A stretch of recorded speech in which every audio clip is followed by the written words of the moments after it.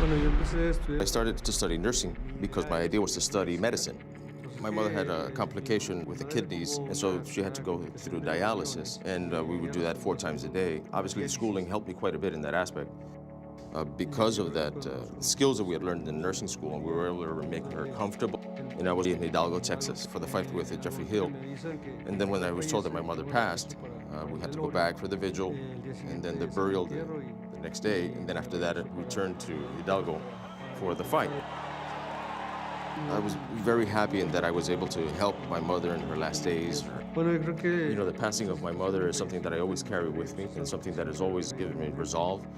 That and the other many things that have happened in my career has given me strength, and we come with the total confidence to take this fight and win this fight.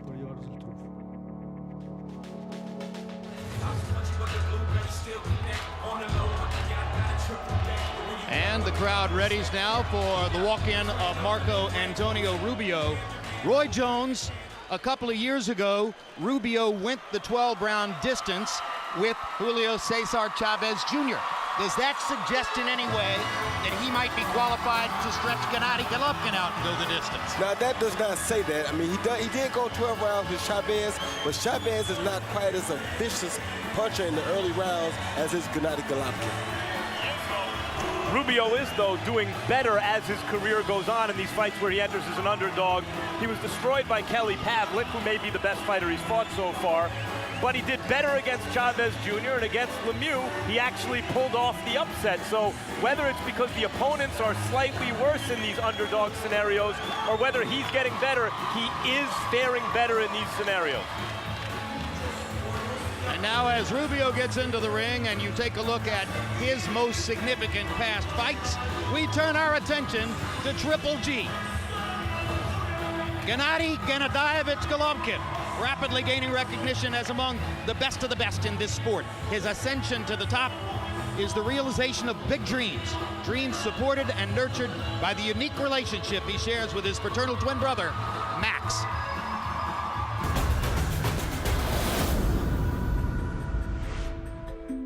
Max is my twin brother.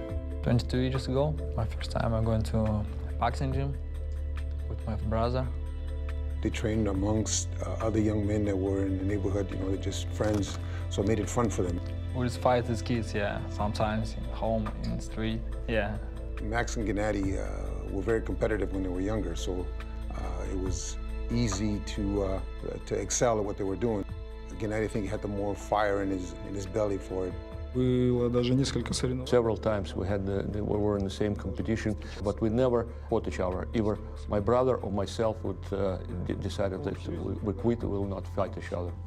Right now he's my second trainer. Max is a very integral part of our camp. More than anything, it's the fact that he knows Gennady better than anybody else does. I'm just staying next to my brother and maybe I'm helping him psychologically be ready. I feel this is my role in this training camp. Max is with us all the time, leading up to the fight, in the training and in the tactic and in the corner. Obviously, I will be giving instructions, and Max will be also giving instructions at different times just to make sure that we all see what we're supposed to be seeing for Gennady's benefit.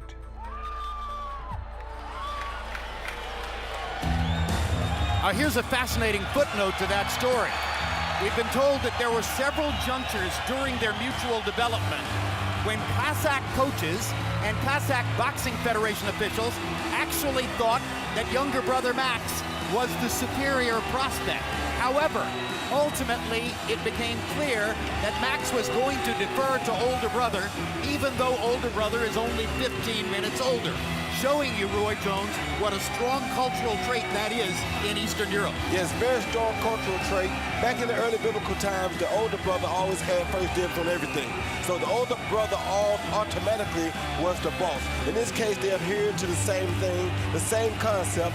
And you know, these guys are so nice that I couldn't see one guy not backing up for the other. That's just how they live. And also, Gennady had the style that I think they both recognized, that everyone recognized, would translate better at the box office in the pros. Max was apparently a more technical fighter than Gennady, and Gennady was more aggressive. Gennady had 4 fights last year, Max Kellerman. 3 fights this year because he lost a date when his father unexpectedly died in February. He's adamant about his desire to fight 4 times next year. That's also a part of the growing star profile, Oh, this right? is what do we always talk about? Boxing fans are like, why doesn't this guy just fight all the time? And if he can't get the biggest stars in with him, fight the best available guy. That's Golovkin. He's not American. He's not Mexican. He's not Mexican-American, right? He doesn't have a built-in fan base that would be easy to market to. He has to become a star by being fan-friendly in and outside the ring. And fortunately, he is. He has a fan-friendly style in and out of the ring. Well, this feels like a love-in in Carson, California. Not terribly far from where he trains in Big Bear, California. And Golovkin makes clear that he is planning to move here to Southern California next year, bringing his wife and 5-year-old son over from Stuttgart. He says he wants to make the move now so that his son can go to 1st grade in an American school.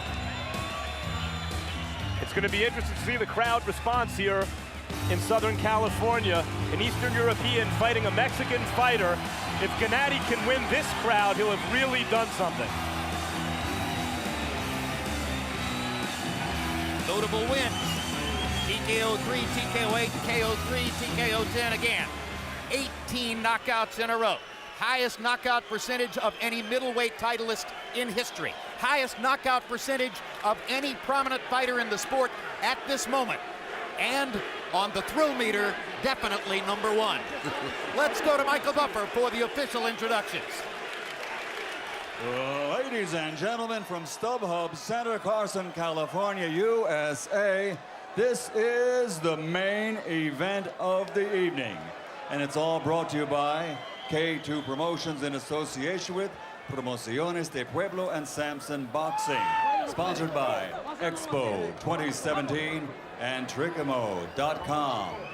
12 rounds of boxing for the middleweight championship of the world. Sanctioned by the IBO, the WBA for its super title, and the WBC for the mandatory challenge to their world title. This fight held under the auspices of the California State Athletic Commission, Chairman John Frierson, Executive Director Andy Foster. Because of weighing in above the middleweight limit, the challenger will be officially unable to capture the title if victorious. At ringside, the 3 judges scoring this bout, Raul Caiz Sr., Max DeLuca, and Robert Hoyle. And inside the ring, in charge of the action at the bell, your referee, Jack Reese. And now, ladies and gentlemen, the fighters are in the ring and ready. Are you ready? For the thousands in attendance and the millions watching around the world, ladies and gentlemen, let's get ready to rumble!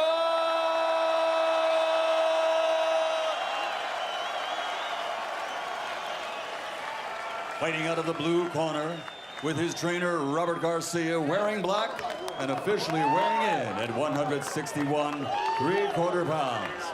His professional record, an outstanding one, consisting of 59 victories, including 52 wins by knockout, with 6 defeats and 1 draw.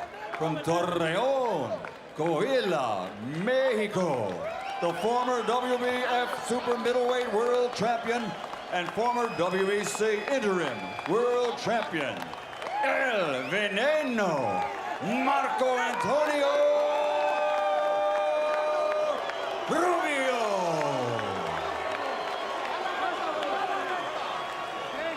And fighting out of the red corner with his trainer, Abel Sanchez, wearing blue, official weight, 159 pounds. Since capturing an Olympic medal, he has a perfect professional record. 30 fights, 30 victories, including 27 KOs, with 17 consecutive KOs to date. His 90% knockout ratio, the highest in middleweight champions history. From Karaganda, Kazakhstan, the reigning, defending middleweight champion of the world, Gennady Triple G Golovkin. Golovkin.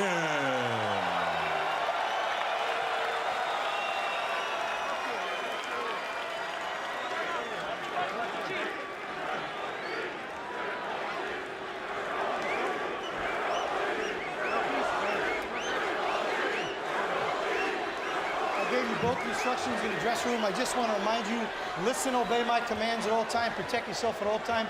God bless both of you and good luck. Triple G is the monster that everyone's come out to see. So far, against second-tier opposition, the best guys that would get in the ring with him, he's either met expectations or exceeded them every time out. You ready? This might be his biggest fight so far. Can he do it again? Rubio's just a little bit longer and, of course, 3 inches taller. Well, now, And unofficially outweighs Golovkin 8 pounds. Yes, Roy? in our first fight, I said at some point in the fight that Donaire needed to do something to change the momentum of the fight. Rubio has to do something immediately to change the tempo of the fight. Meaning land something significant. To get some respect, because if he doesn't, Gennady Golovkin will walk right through you. Rubio can punch, and he's experienced. Everybody talks about Golovkin's power punching. He lands more jabs per round than any top fighter in the sport. An average of 11 jabs landed per round. Fighters throw a lot of jabs, generally don't land them at a very high percentage. His body punching has also been known to be devastating. He also keeps his chin tucked well, controls distance well, cuts the ring well. 350 amateur fights, 30 pro fights, never knocked down. Very economical, a guy that doesn't waste a lot of punches, and he's fighting this fight pretty smart from the start. He's standing right in, not wasting a lot of energy, because he knows that Rubio, with the experience factor, probably expects to take him the distance or try to get him in that deep water, which is what we call the late rounds. Rubio's landed a couple of pretty good shots. Back Golovkin up at one point with a jab, lands a hard right to the body there. When Golovkin jabs, his right hand comes out a little bit too to catch a counter, and it's discouraging for his opponent. And there are 2 thudding right hands upstairs by Golovkin, the second of which backs Rubio up a couple steps. Good thing for Rubio was that he blocked both of them, and that's probably why he kept that weight advantage, so that he can withstand this type of an onslaught.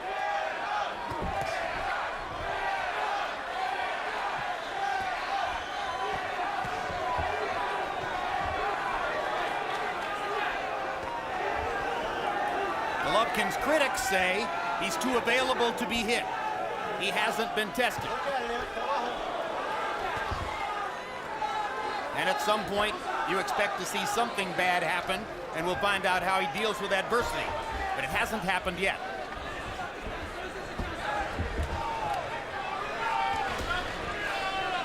Let him go, fight out.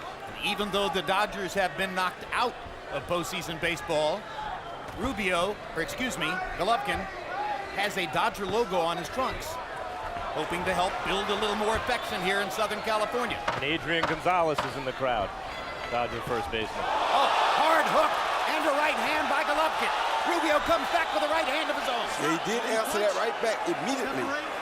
Like a pro. Yes, he did, like a seasoned veteran. And Golovkin seems to know that Rubio can punch a little bit. He does. How'd you feel it? How'd you feel him? Okay? How'd you feel the power? No, nothing good. So now what you have to do, when you throw, blend your knees. Now don't let him fake you. Don't let him fake you. Don't lead it up.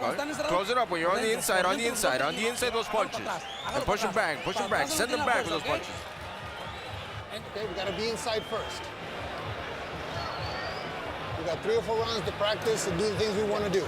Right? Okay. Max.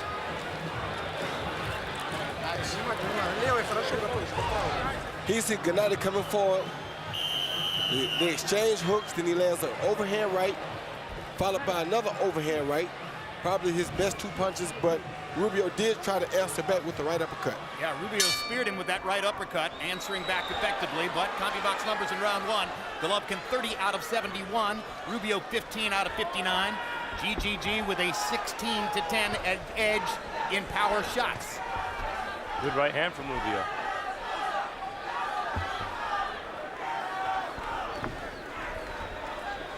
No great power puncher is an immaculate defender, and Golovkin is no different than that. So far, his chin has withstood everything, and right now he's getting to throw. But power shots at Rubio. He talks not only of his Mexican style, Golovkin, but of his predator instinct, and you can see it there. He's always looking to attack and to hurt. Rubio working to the body, getting in a couple of good shots. Golovkin comes back to the body and gets in a better shot. So they exchanged some really good body shots in that last exchange. Oh, good uppercut. Hard uppercut by Golovkin. Momentarily wobbled Rubio. Now he's got him pinned against the ropes. And see how he varies here. Predator at work. Down goes Rubio. Touch, touch, touch. Smash. Cinco. Left hook smash. 7, 8, 9, 10. Second round knockout. He didn't make it up. Rubio is indicating that he didn't hear the count or that something happened to the back of his head, but it looked to me, Roy, like he'd had enough. He didn't want to get up. It had the feel of a short count, but it didn't look as though he was alert enough to get up. What did you say, Roy? Well, I thought he was alert enough. I just think he laid there thinking he had more time, and I don't think he had as much time as he thought that he had. Academic, really. Yes, it was only a matter of time. It's always just a matter of time. Second round knockout.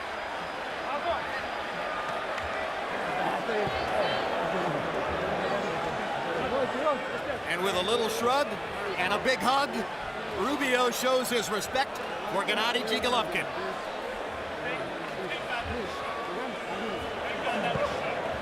Mexican style. No, I got to say, considering here in Southern California, so many fans showing up, Mexican fighter and in front of a lot of Mexican-American fight fans here, doesn't make weight. Rubio, real nice guy, a good career so far, doesn't make weight, doesn't fight back to the extent that maybe you thought he would, and seems to have been content to lay on the canvas once he was knocked down. A little bit surprising and less than perfectly satisfying. And suggests that he didn't really think he had a chance. He fought as though he thought he had a chance. He was firing right hands. Well, this uppercut right here, as you see from Triple G, a left hook to the head followed by a beautiful right uppercut, that will make you quickly realize that maybe you don't have a chance, and maybe you have stepped in a fire a little bit more hotter than you expected it to be. Followed by a beautiful body shot, then he continues the attack. But that right uppercut was a devastating shot, and then down he goes from the left hook. And maybe that is to Golovkin's credit that he could beat the fight out of a real fighter like Rubio seemingly so easily. And look at how he adjusted the arc on the left hook that's what Rubio to get said. it over Rubio's guard. He said, he hit me in the top of the head. He sure did, and he seemed like he jammed your neck down to where your chin was supposed to be. And my goodness, what a power shot that guy can throw. Here's Michael Buffer with the official particulars on the knockout. He's looking at the replay and enjoying it just like us. Ladies and gentlemen, the end comes at 1 minute and 19 of round number 2. The winner by knockout victory. His record now, 31 fights, 31 victories, 28 knockouts, 18 consecutive knockouts to date, and he is still the undefeated middleweight champion of the world, Gennady Triple G